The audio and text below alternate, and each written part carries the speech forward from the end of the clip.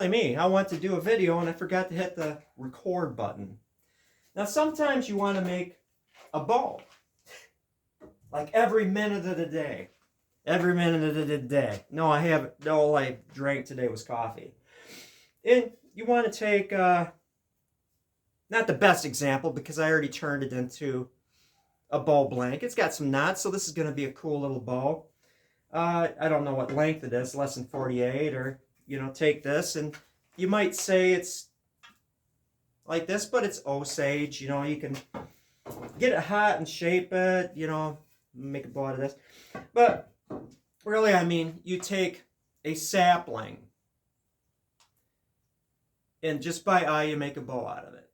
Other times you want to take boards, some of us, and the benefit of board bows is get board this wide and you can make multiple bows out of it, made out of the same piece of wood, and you can experiment with designs and how you put the bend or heat harden this or that. So it's actually scientific. The control, which is just basically, didn't do much with it, didn't send you back, it didn't heat shape, it didn't fire harden it, and then the one right next to it made from the same piece of wood, exact dimensions, and test them.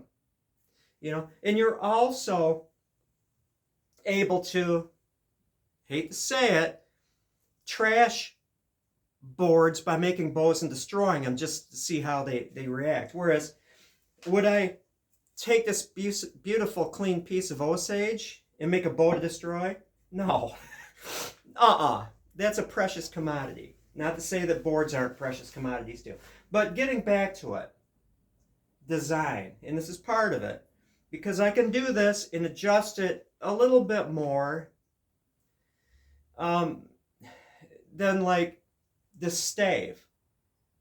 It's a particular age of tree, it could be different than if I let that tree grow another 5 years. Don't want to get over controlled. But in the case of this, if it was the same piece, I could make it to this face and these dimensions, blah, blah, blah. In the case of this one, let's see. It is what it is. Draw back, now with an arrow with a distance mark on it to 28, but just, I think this is 28.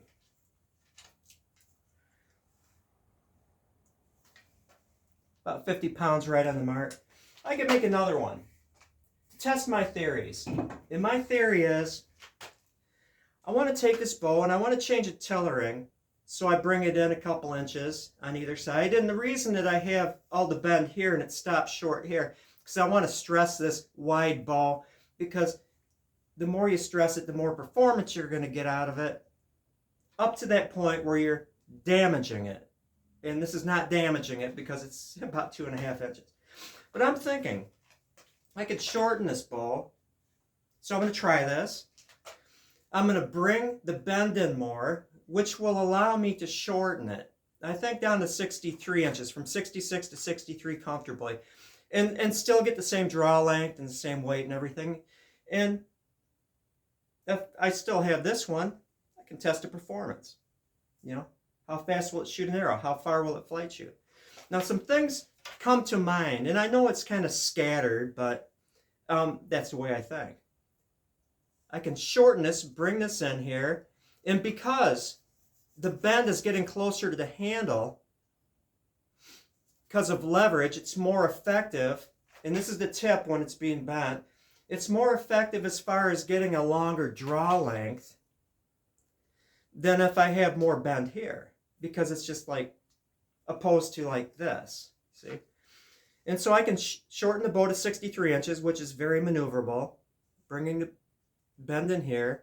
And also because the bend is in here, I can increase the length of my skinny tip, giving it more speed. Now, some people might think that if you're making the bow thinner, narrower, that you're not saving any weight because you need to make it thicker. But here's the rub. Thickness plays a bigger part in stiffness than width. It's actually 4-to-1. If I decrease the width by 1 inch, it's the same as decreasing the thickness by a 1/4 inch. Stiffness wise, I got a little glob of polyurethane there, or urethane. It's just more effective to maintain stiffness thickness wise over width wise. Just puzzle that out. But yeah, I think that would be a good experiment for my talisman. Now I'm getting into the whole fire hardening thing. And this is Hector's bow.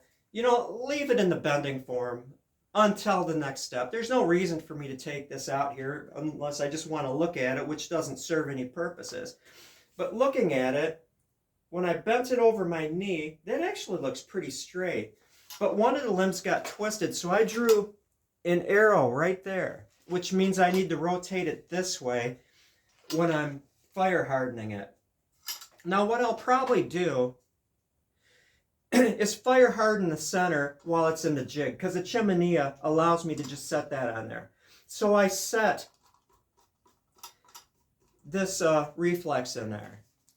I'm going to set it by fire hardening it, putting it over my chimenea. Then I can take it off the jig, because if it's on the jig, then these little parts underneath the pad will not get fire hardened. An interesting thing that I found is, got a gull wing here, fire harden it. You think that it's going to take the bends out. It really doesn't. I could have this gull wing, I could fire harden it, and it's not going to affect the bends that were caused by steaming. When I fire harden it, I'm also going to be able to change the shape of it. If I get this super hot and it's not in the jig, I could give it a little bit more bend. I'm not going to, because it's got enough bend.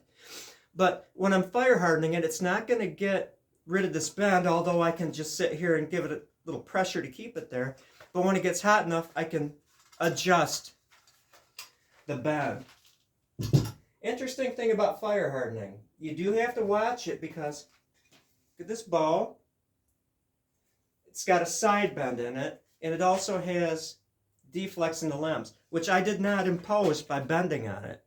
The fire hardening warped the wood. So be careful when you're fire hardening it, giving it proper pressure throughout the process, looking at it, so you can take that hot, malleable wood and either straighten it or else add a bend to it. In the case of this, I've already fire hardened it. You can see how charred it is, and I even scraped and sanded the charring off.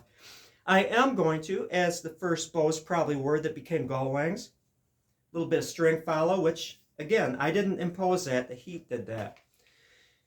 Probably said, I'm losing some performance because string follow. I'm just going to get this hot and reflex the handle, and now suddenly there's either reflex or no string follow. I'm going to gull wing this bow to some degree. What else am I going to talk about? Oh, last thing.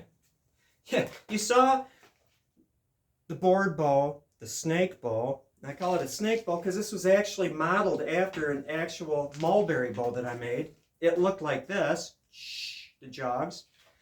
And actually, Keith, I didn't come up with the idea of making a board bow that looked like a snake bow. Keith did. Thank you, Keith. Good man. Quite a hunter, quite a slayer of deer. But you saw that one that had the copperhead snakeskin pattern on it. Beautiful bow, beautiful shooting bow.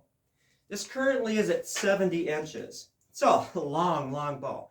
And I would have to say that it's not that heavy. It would probably be about 45 pounds finished at 70 inches. Now, if I was to knock an inch off of each limb, it would raise the weight. But I'm thinking of bringing this bow down to 65 inches. I'd have to change the tips and stuff like that, bring the taper down a bit. 65 inches, doing a true deflex reflex, fire hardening it, of course. Probably doing the deflex reflex in the fire hardening process, not using steam or jigs or anything. Rounding it back, of course, it's kind of like, that's cross section. Sinew backing it, and that's why. If I did it down to 67 inches or 66, I could rawhide back it. Getting it down to 65 now puts it into the zone of sinew backing it and doing it with Western Diamondback. This will be a super cool bow. I like that. You bought, let's say, one of my board bows. Modify it all you want.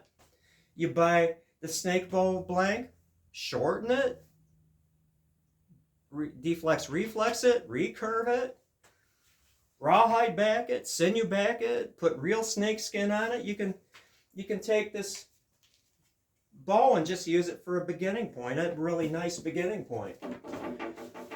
You wouldn't even really need to do much tillering on it because it's tillered as a 70-inch bow. It would be tillered as a 65-inch bow. You know, by just shortening the tips. And every time you knock an inch off each tip, you're raising, in its complicated formula, from 70 to 78, you're probably going to raise it 5 pounds. From 70 to 68. From 68 to 66, you're probably going to knock off another 7 or add another 7 pounds. So it's kind of a sliding scale. Yeah, that's about it. I yapped long enough. Hopefully you got something out of this. Hopefully.